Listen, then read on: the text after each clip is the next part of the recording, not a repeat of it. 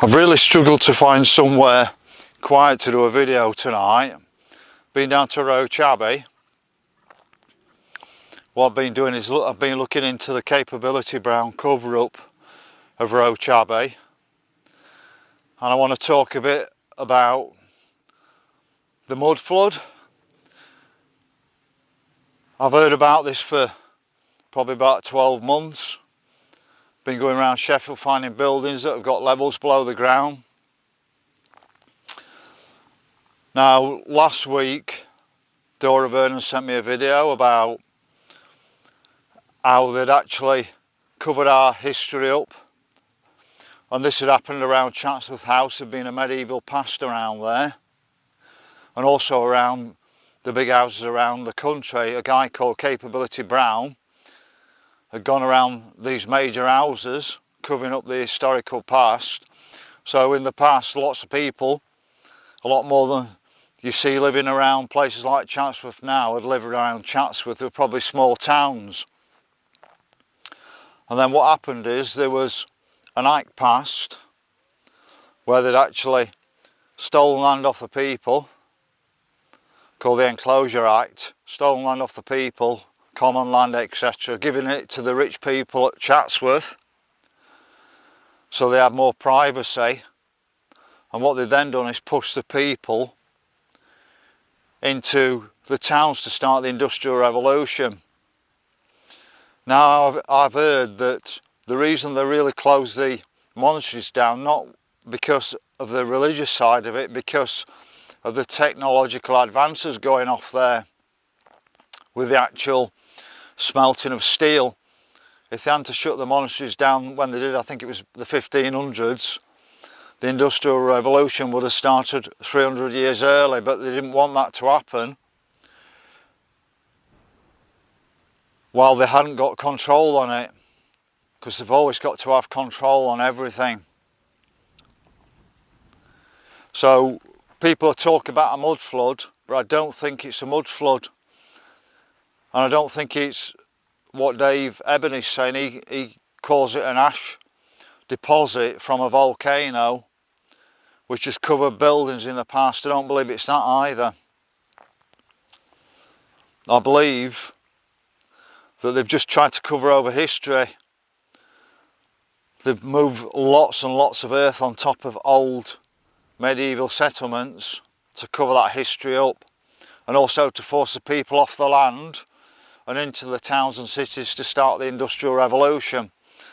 Now, if you're going to Sheffield around the cathedral area, around the back of there, down onto Queen Street and Bank Street, it looks like there's been a mud flood there, but there hasn't. I think there's a historical past that they've buried, and then what they've done is built other buildings on top of it.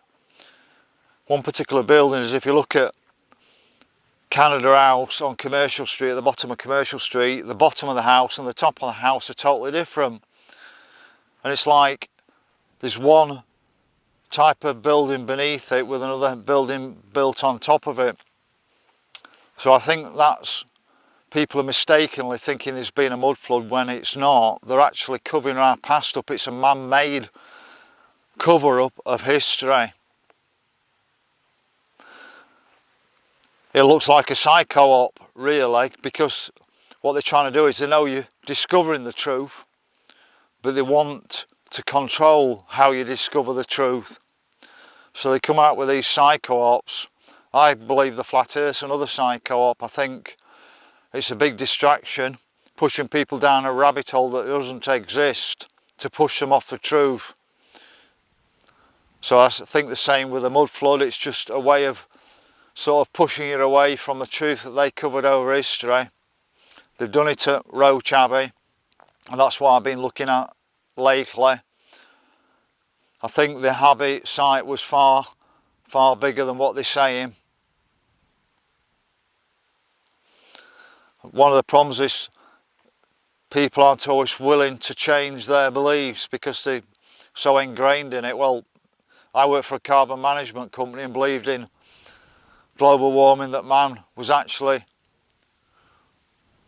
warming the planet, and then after I worked there 6 months, I found out that it was a total hoax, that we go through warm and cool periods due to the orbit around the sun and the solar activity of the Earth, which fluctuates every 11 years. But one of the things I think that's really got me going, this is All Saints Church at Lawton-on-the-Morthen.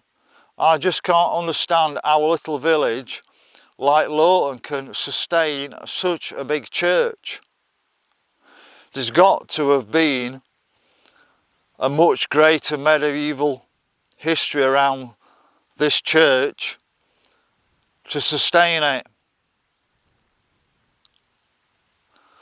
So that's my view on the Mudflood. I hope it wakes people up to actually look at the Enclosure Act, where land was stolen off the people, and the medieval history around the great houses like Chatsworth. It wouldn't have been so great in the past until the land was stolen off the people. They rebuilt it in a Roman type style, stole the land, pushed the people off their land because it belonged to the people, and into the cities to trigger the Industrial Revolution. So I hope you start to look at that. It happened at a lot of sites across the UK, 100, 150. The Enclosure Act affected a fifth of England, Middle England.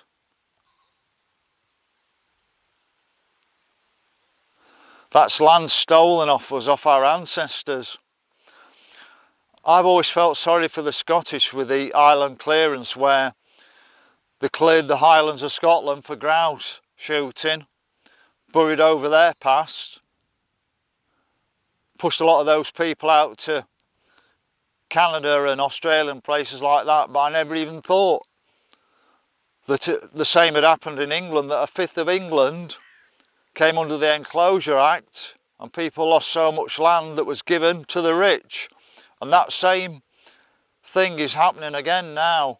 If you go into Sheffield or any of our major cities and look at the growth of those cities, there's far more flats being built than there are people.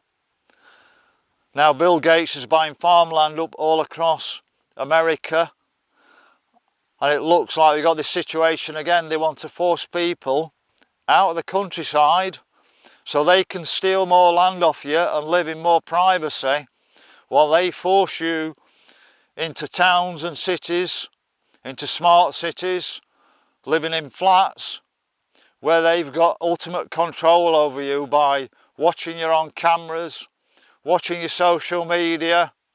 It's all happening again. It's the fourth industrial revolution. Wake up.